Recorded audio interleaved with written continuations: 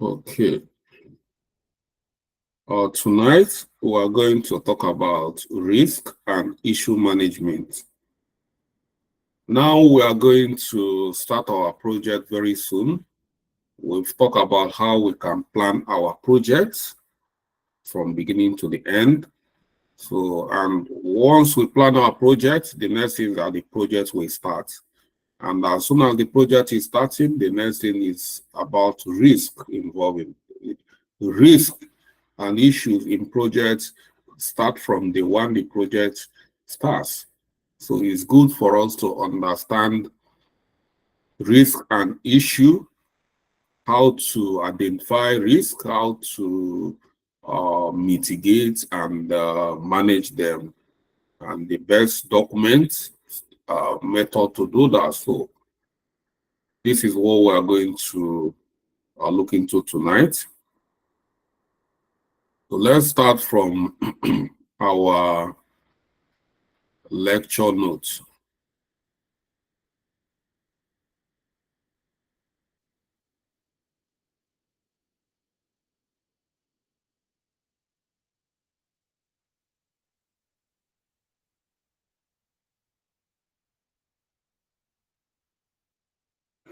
So we are starting from risk.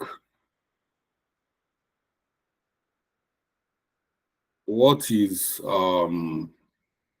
risk? Risk is a situation that have the potential of disrupting our projects from the intended objective or from the goals we plan to achieve from that project. So these are issues, potential issues. Issues is a situation when we already have a danger or something that can hurt our project. So that is what we mean by risk, and that's what we mean by issues. And it's very, very important to know how to identify risks and how to identify issues in projects.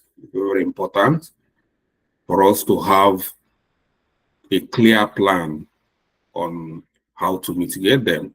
Although before we even start a project, we'll have some potential risk we already know that can happen without even starting the project. Some of these potential risks is that the risk of overshooting our timeline. This is what we call scope creep, going up out of the scope. These are some of the things we need to look into and identify them. We can do that with a risk management and issue management. And the risk management is the process of identifying this risk, assessing this risk, prioritizing them, and responding to them. By the time we do all these things, this will help us to understand the impact of the risk. When you identify risk and do the assessment, after the assessment, you prioritize the risk based on how urgent, how impact, based on the urgency of the risk, the impact of the risk. So, and that will help us to decide how quick we are going to respond to that risk. If a risk is a low impact risk, then we'll still respond to that risk, but not the way we are going to, as quickly as we are going to respond to a risk we prioritize as a critical risk or high impact risk. So these are the things we need to understand, how we are going to identify them, assess them, prioritize them, and respond to them. The main aim is to minimize the impact or even transfer. We have so many risk strategy, minimizing the impact, owning the risk, transferring the risk. These are various ways we can handle risk. All this insurance premium, you see companies buying insurance, this and that, but especially here in UK, every project must be insured. Any simple thing they do, they must insure it. Even if you are buying your television, you need to insure your television, your phone, you insure your phone.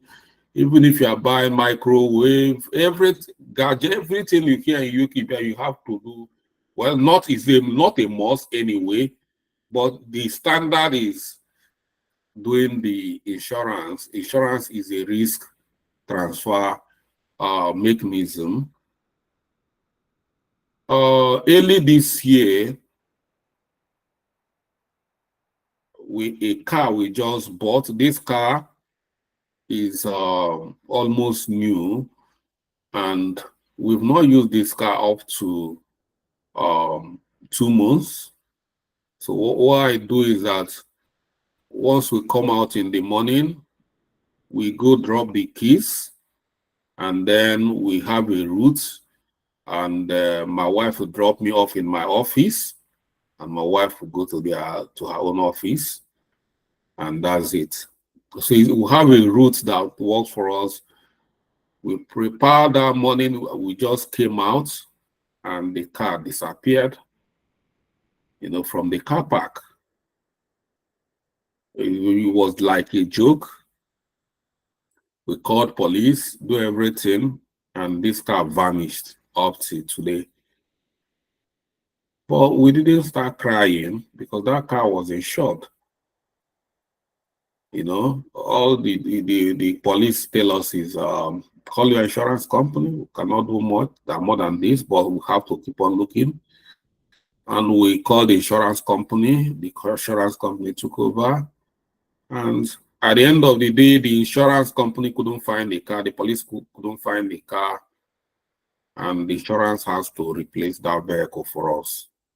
So we lost that vehicle, but we didn't feel it because that car, that risk management. You just want us to, this is a risk management. If we didn't insure that car, after spending like £40,000 to get a car, and then again within 2 months you have to, well, it's a lot of money by every standard. Depends from anywhere. Even if you are even from Elon Musk, I know it's still a lot of money. So, but that risk management helped us. We didn't feel the impact so much. So that is what we call the risk, minimizing the negative impact of a situation. So we already saw that as a risk. We've not lost that vehicle, but we know there is potential of harm, something happening to that vehicle. So that is what we mean by risk management. I just use this simple example to explain what a risk management can be. So in our projects, we can equally do a risk management in our project. For instance, this project we're handling, maybe if we are giving, say, £10,000 to implement this project, there is a way we can make sure that we don't go above our budget. And that way is to have a contingency plan. So instead of using £10,000, we can plan around £7,000 in our first plan, project planning, because you see why we have so many baselining. So in our first baseline, we can see £7,000 for our first baselining. That's our first project plan. So if there is a situation that we are running out of, that can make us to run out of budget within that 7, we will still have like £3,000 to fall back on. That is contingency. It's a very good way to plan. But if you are a project manager and you are planning, you have a budget of £10,000, and your first baseline, you've exhausted that £10,000. You are now putting yourself in a very critical situation. So that if anything happens, where can you fall back on? The only way we fall back on is you fall back on the management telling them you need more money. Even if they are going to release that money from you, they would like to know how you manage the first budget given to you. And if they find out there is no risk strategy or risk management or mitigation in plan, they are not going to be happy with you.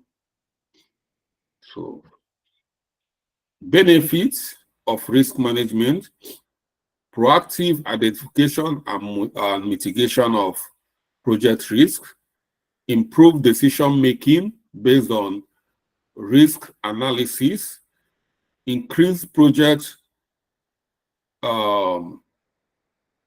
predictability and reduce uncertainty, and enhance communication and stakeholder buy-in. So this last one is very good, because this is what the stakeholders are going to, they want to make sure that this investment is in good hand. That is what the stakeholders are looking out for. Are you capable? They want single evidence, more especially if you are just starting, they don't know you before, they don't have record of you. Everything is based on your CV. They've not witnessed you. So the main thing they are looking out for you is, are we in capable hand? So if you have this kind of strategy, good risk management in plan, is going to help you to have what we call stakeholder buy-in. Stakeholder buy-in is what we call stakeholder support. They are going to support you. Even if anything is going wrong, they will know that it's not your fault. If there is good communication and good risk management in place, they will support you. There is risk in project. Risk, we have risk, uncertainties. It happens. But what do you have in place to check this risk? Looking at what is happening in UK now, there's this protest that just happened. When we are voting prime minister, this current prime minister, he has never been a prime minister before, but everything is based on his CV, based on his promises, and all of a sudden, immediately he comes into power, there is crisis everywhere. You know, that is a risk. Nobody knows it. This is what we call uncertainties. Nobody knows such a thing is going to happen. So, but people will support him based on it's not his fault. And the approach he's applying to manage this crisis is what matters. Nobody is going to, everybody will try as much as possible to support him. You know, these are situations. You can just start your project and something like this pandemic, coronavirus that happened. And now they ask everybody, lockdown. Is it your fault? It's not your fault. But if you are very proactive, as the companies are locking down, some proactive people are opening up working from home strategy to mitigate the impact of the risk, to make sure there's communication. A lot of people started working from home. So these are strategies in place for situations like that. These are risk management companies employ to mitigate the impact of this lockdown COVID-19. So how to create a risk management plan? Identify potential risk through brainstorming, workshop, or historical data analysis. Risk identification is through brainstorming. It's not mathematics where you say that once you plot a situation, 1 + 1 is 2. It's not like mathematics to get to identify a risk. You must come as a team and you do brainstorming. Brainstorming is working together as a team, analyzing, idealizing, and trying to find a common solution, working together, collaborating. You can do that through workshop. Have workshops, meetings about your projects. Look at various deliverables. When you pick a deliverable, you can review a deliverable to look at various risks surrounding that deliverable. You can equally do that using historical data. Historical data is leveraging on experience you had on similar projects. Like you can see when we are talking about these t-shirts, I already say we've produced this t-shirt before, and based on our experience, we can do it this way. So now we're now leveraging on our experience in the other t-shirt to produce this one. And again, based on our experience, to make sure that everybody is happy in this boot camp, we're not making it mandatory for you to, that if you don't buy it, you cannot be part of the this and that. But like we stated, there are some places we need to go where we need to dress corporate. Corporate, we mean, is company uniform.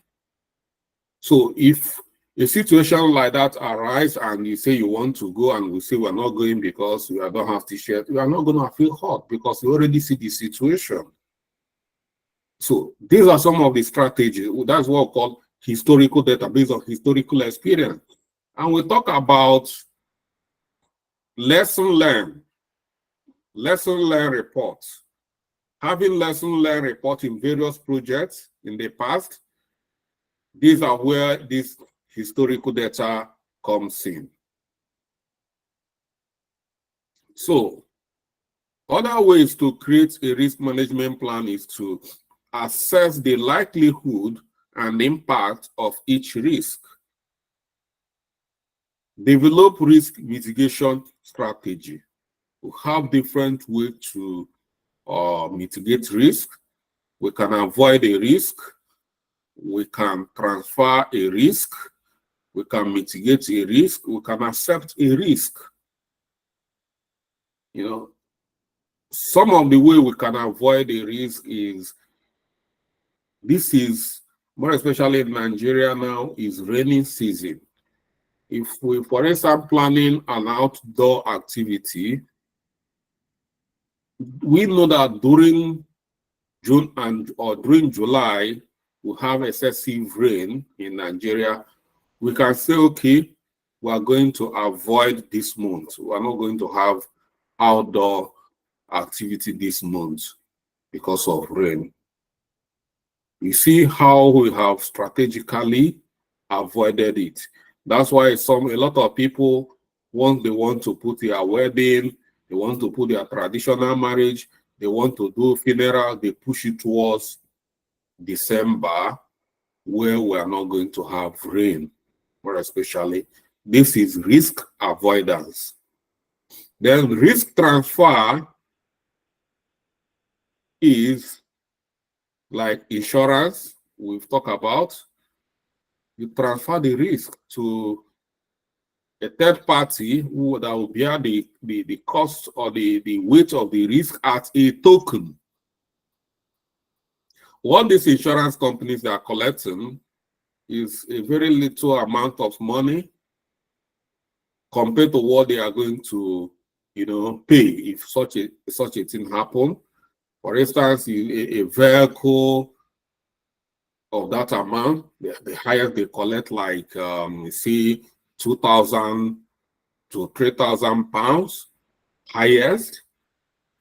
And looking at the amount of money they are going to pay, nobody knows when a car is going to be stolen. They might be lucky you drive that car for even 20 years without nothing happening to the car. So everything you have been paying over the years becomes their benefit. So this is what we call risk transfer. You transfer it. Mitigation is you must create a plan to tackle the risk when that risk is happening. A situation you are not transferring the risk, but within your team you've created a mitigation strategy. For instance, I talk about when you are planning your project. If you have a budget, create a contingency plan. This is a mitigation strategy. And some risk, you can just accept it. Most of the time where you are accepting a risk, if a risk is happening, is make sure you have mitigation strategy in place. So you have a mitigation strategy in place. When the risk comes, then accept the risk and deal with the risk through your mitigation strategy. So all this, after identifying the risk and assessing the risk, we need to assign an ownership to a risk. We have a team. In our team, we must understand every team's capacity. Every team member must have a capacity. It's good that you, a project manager, try to assess your team members to understand their capacity. Everybody has something they are best at doing. Try to recognize that. It's very important. So in a situation, we have a risk, you assign an ownership to that particular risk based on who have the best capacity to troubleshoot the risk. It doesn't mean that the person is going, but the person is going to have the responsibility of leading for a solution. The whole team member will still be following, but the person have the lead, the responsibility. That's owning that particular risk. So that is, for instance, now we are saying we want to produce t-shirt. We can say, okay, we'll try to understand, we'll have the best, idea of producing, have market insights, things like that.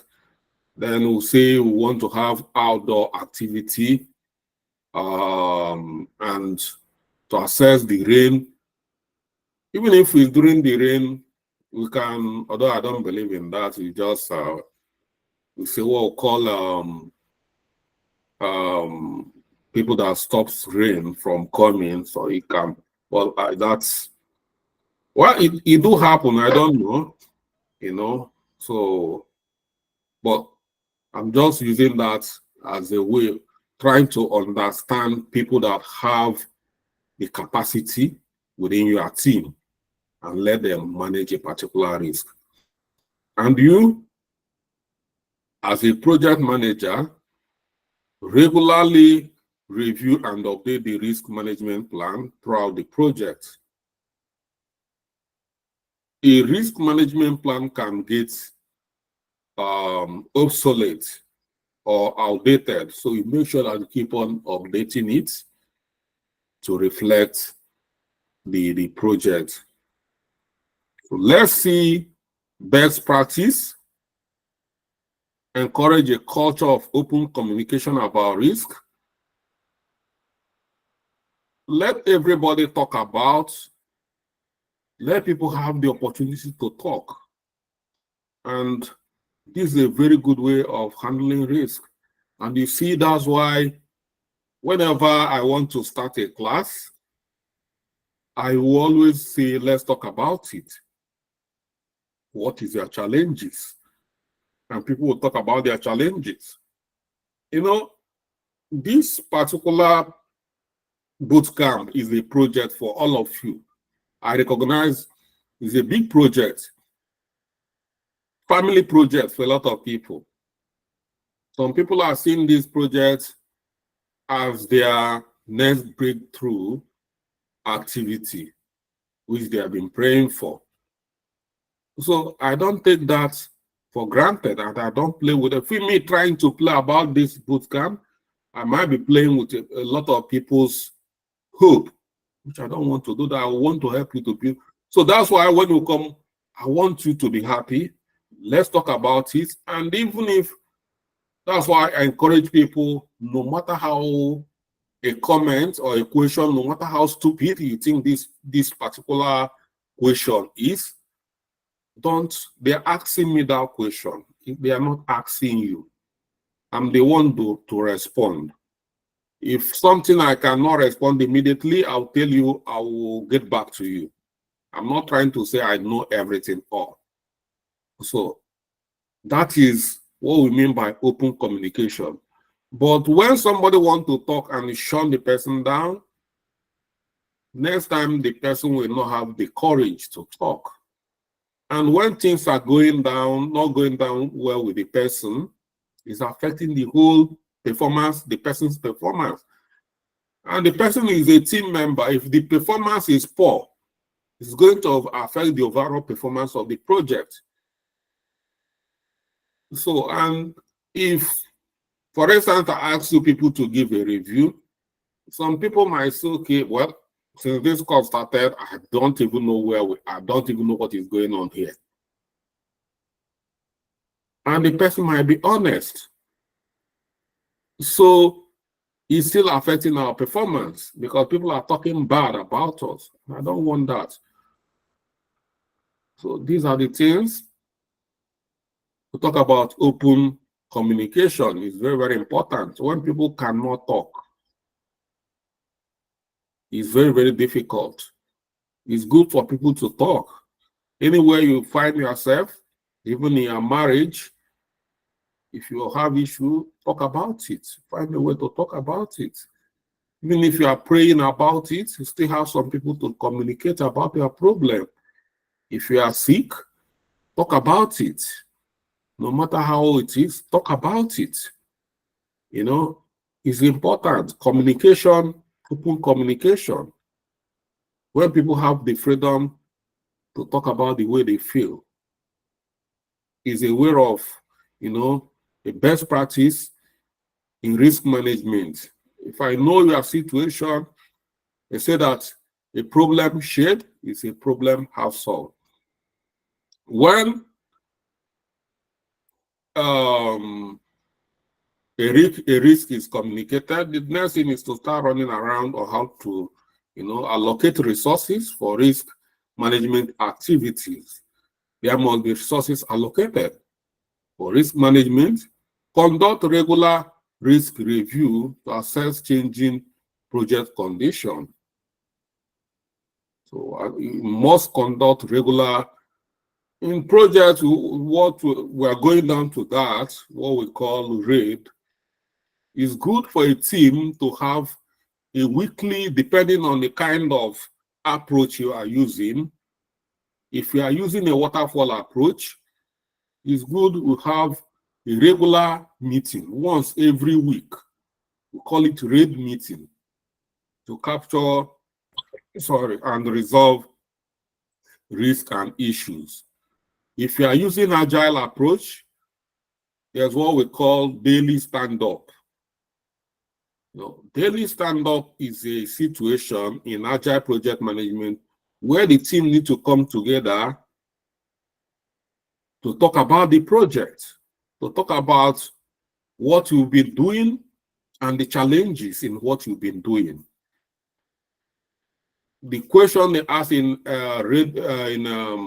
daily stand-up is, what did you do yesterday? What are you doing today? And what are your challenges? So in a situation that is regular communication, in a situation where everybody talk about their challenges in a project, it's going to be difficult for you to meet a risk that can derail the project, because we talk about I talk about it all the time.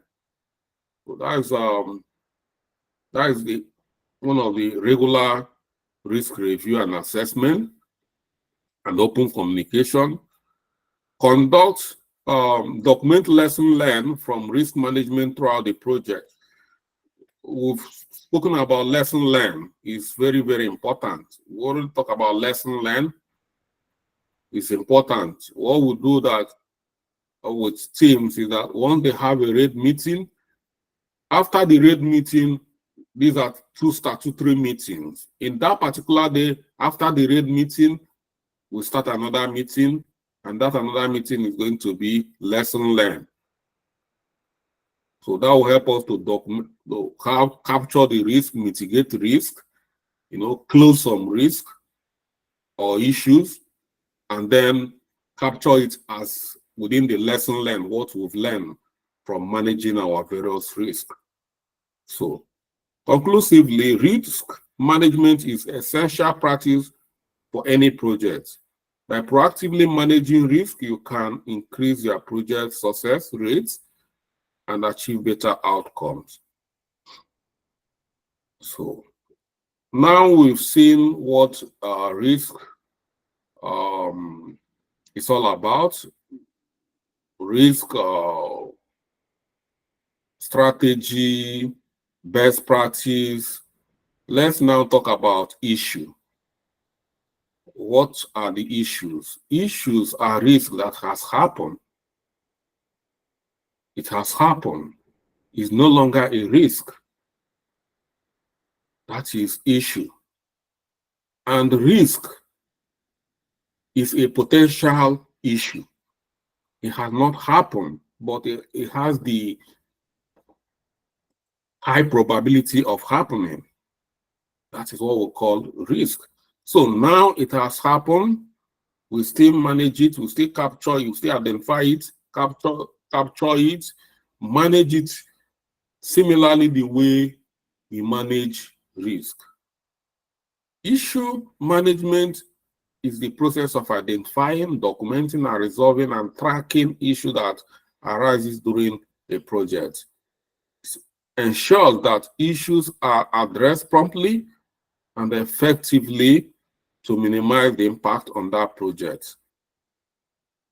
No matter how you manage some risk, they will still have to escalate to become issues. But if you have managed it very well, that risk very well, we see that we can just accept it. Once it becomes an issue, by then we must have had a risk strategy, for even accepting it, mitigation strategies. This is the time we have to start applying some of all these things. So the benefit of issue management is that it helps us to improve problem identification and resolution throughout the project, increase project transparency and accountability, reduce project delay and cost overrun caused by the unresolved issues, and ensure communication and collaboration around the issue resolution. Most of the time, when there is an issue, the stakeholders, what they will be interested, they are not going to be doing blame game, trying to blame you that this happened, but where they are not going to be happy is that if you don't have a good mitigation strategy in place, that is where they are going to be mad at you. We are human beings, we have a lot of uncertainties. So if you have a good management, means that you are in charge of your project, you are in charge of your situation, you are in charge of your territory, they will support you. But if you don't have any plan, it happened and you started running around, that is where they are not going to be happy with you. So how do we create issue management process? Define a clear process for identifying and reporting issues.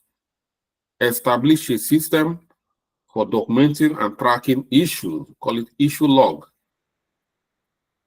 Assign ownership and responsibility for resolving issues. Develop a process for escalating unresolved or critical issues. You know, in so many organizations, they will have it in such a way that when we have a serious issue, it will just trigger. So they will make it in such a way that, more especially in IT support, this mainly in IT support, this is what they do. I've developed so many IT support units. What you do is that just the way you assess issues and assign them, grade them, prioritize them. The prioritization, when you identify major issue, there is a way to manage that. And the people managing that particular issue, whether it's first line, maybe most of the time, second line support will have like first line support, second line support, third line support. So they'll give you a particular duration to manage any situation. Once that time elapses and you have not closed that particular issue, it will automatically trigger. You don't need to tell anybody about it. You don't need to report to them. Automatically, it's going to trigger to the next level support, meaning that that particular issue is beyond you. Because you see some people from experience, they will keep on hiding situation so that they will not get blame. People will not say that they are incompetent, and they know they are struggling. They cannot handle situation. They keep on covering it. By the time maybe senior management will find out that there is a serious situation or critical situation, the impact might become so worse. And you will have, you see a situation where the whole organization will even shut down. More especially, we have an internet connectivity. In our organization, we have different internet connectivity. We have proxy server. That particular proxy server is a risk mitigation strategy. It's always there. And we'll make sure that that proxy server is very, very active all the time. So when the main internet connectivity source have a problem, all we need to do is migrate everybody to proxy server, and the work will continue normal. Nobody will even know that there's a situation until normal situation is restored. People can, because everything we do is resting on good internet connectivity. If there is no internet connectivity, everybody, nothing will happen. The whole organization will be grounded.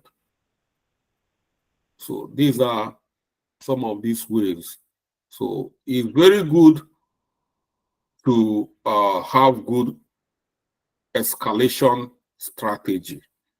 You know, what start this is develop a process for escalating unresolved or critical issues. Monitor issues, resolution progress, and track trend to identify root cause. It's very, very important that even if you quickly restore normalcy, I'm using internet connectivity, it's always good to find out the root cause. It's very, very important, finding the root cause of that particular situation to make sure that it doesn't happen again. So best practice, encourage open communication always in reporting issues. Utilize a standardized issue management tools for efficient tracking and resolution. Conduct root cause analysis to identify the underlying cause of issues and prevent reoccurrence. Then learn from issues and adapt project processes to improve future performances. Conclusively, a well-defined issue management process is essential for proactively addressing challenges and ensuring project success. By effectively tracking and resolving issues, you can minimize their impact and improve overall efficiency. So we have a tool which we can call it a technique or call it a tool we use. The most common, which is for me, is very viable for managing both issue and risk at the same time, and equally managing dependencies and other things. So we have what we call RAID log or RAID. So RAID is an approach or a tool we use to manage both risk, assumption, issues, and dependencies in one central place or one document. And it's time to introduce you to RAID. I think during our documentation, we had a brief overview of RAID as a document. So it's one of the best way to manage risk and issue in one place. So RAID log is a project management tool used to store several project information in one place. And what we are storing in one place is what we call the risk, assumptions, issues, and dependencies. Assumptions are things we assume that should happen within that project. So these are some of the things we need to be monitoring. We don't take them into, we don't look down on some of these assumptions. And we'll be talking about risk and issue and dependencies. We talk about dependencies during our project planning. So many activities are depending on another activity. So, and such areas, we identify that where there is dependencies, these are where we have critical parts during dependency areas, So, and they will have to be careful. We manage every dependency to make sure that we understand them very well and manage them to make sure that it doesn't cause any issues within those areas. It's part of risk management. So, looking at it clearly here, risk are something that will happen, something that have a negative impact on the project if it happens, and can lead to quality delay or cause a problem. So it's not happening, something that can have negative impact on the project when it happens. And the issue is incident that cause the project to become out of alignment. These are risks that have already occurred. Then assumptions are those factors that can taken for granted, that are, if taken for granted, can be guaranteed and may impact the result of the project. And dependencies are those activities that need to start or be completed in order for the project to proceed. So you see, dependency can keep the project at a standstill. Maybe if one person is maybe like 4 people are waiting for you to finish your own activity before they can start their own activity or their task. So the more you are delaying your own, you are delaying like 4 other people waiting for you. These are dependencies, and we have to be careful to manage such situation. And why do we have to use this RAID log? One is to keep your project organized and on track. Make sure the information is easy to store and retrieve.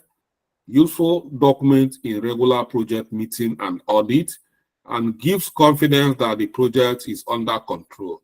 Just like I said about stakeholders, this is what makes them happy. So how do we do that? A good practice is to create the log at the beginning of the project, then regularly update it as needed throughout the regular projects. Like I said, now we've have our plan. So as we're starting the project, we have to start the RAID, capturing risk and everything. So this is how a RAID should be at the beginning of the project. So this is how a RAID should look like. A RAID example, if you are trying to create a RAID, you can use, most of the time I use Excel sheet to create my RAID log. You can use Word document as well. But what you need to do is that you need to create a category, because it's a RAID category, and where you capture whether what you are capturing, the incidence is issue, whether the incidence is assumption, whether the incidence is risk. Or need to create a category where you capture it. You describe whichever one you captured, prioritize it, and state the status. With any one you resolve, you close it. As long as you have not resolved any issue or assumption or risk, it must remain open. So this is it. This is how a RAID should look like. This is what we call a RAID dashboard. You know, I have a template which we are going to be using, not might be using. This is the dashboard for the RAID log. You see here, this is where the issues will be showing, the risk will be showing on your dashboard, assumptions will be showing on your dashboard, and then the issue will be showing your dashboard, and dependencies will be showing on your dashboard as well. We've done this RAID log before during our project documentation, but what we are doing here is going to be a fresher, and this is the RAID log. In this RAID log,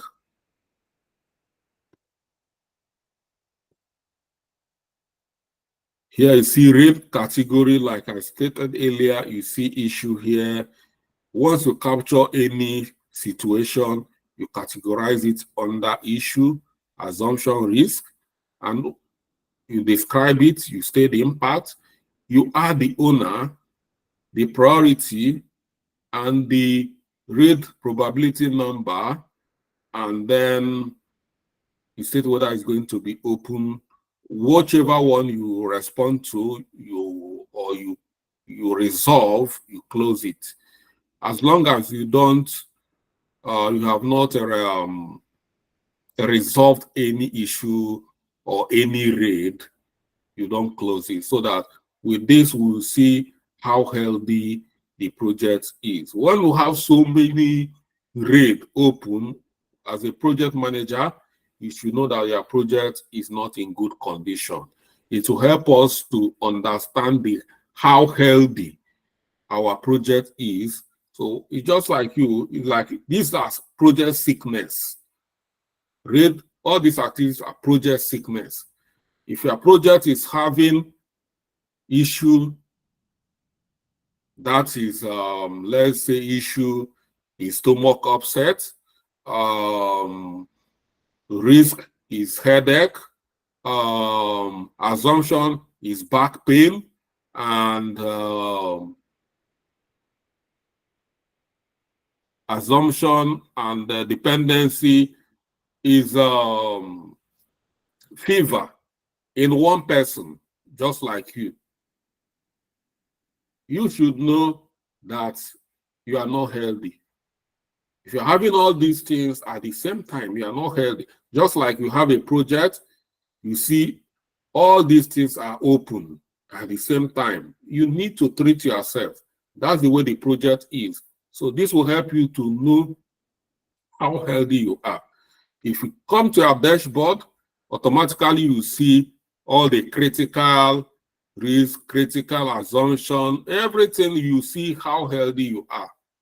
If you are not healthy, you should know. But when there is no risk, no assumption, even if you have them, they are low or negligible, that will be good.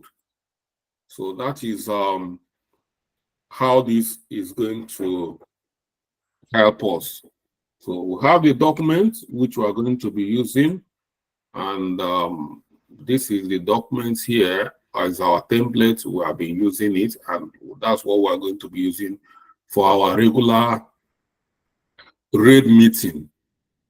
So as soon as you start your project, I will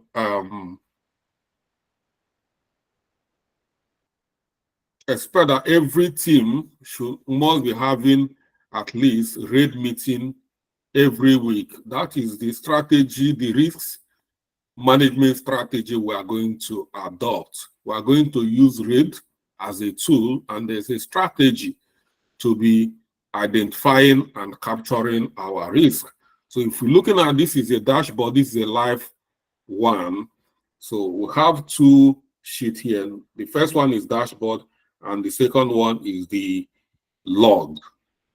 So if you come to this log, if you come here, if you want to capture any RAID, if you come here on the RAID category here, you see it here. All you need to do is you click, there's a drop down, you select which one you want to capture. For instance, you see here, you capture risk. And what is this risk for?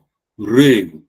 You capture rain here, you describe this particular risk. And you come here, you describe the impact. So what is the impact of this rain? Disorganize our event.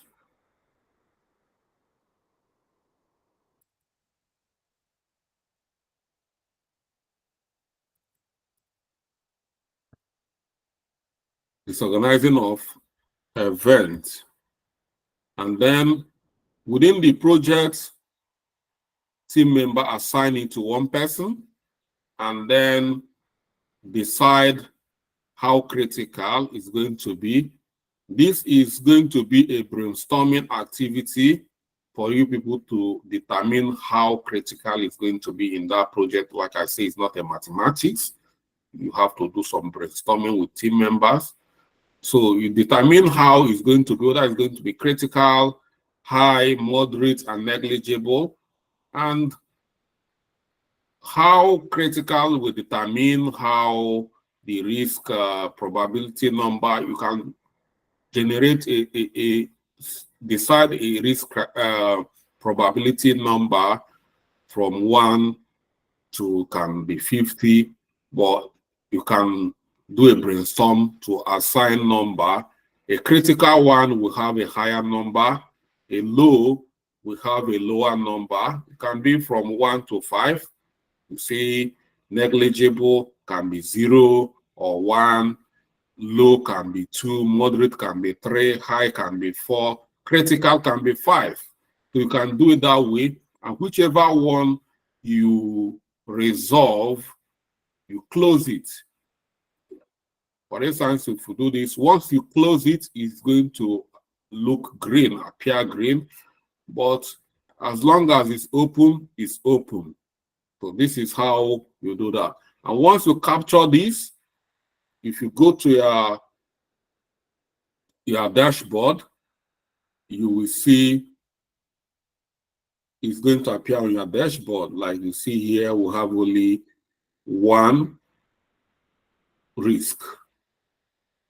One risk here, and that risk is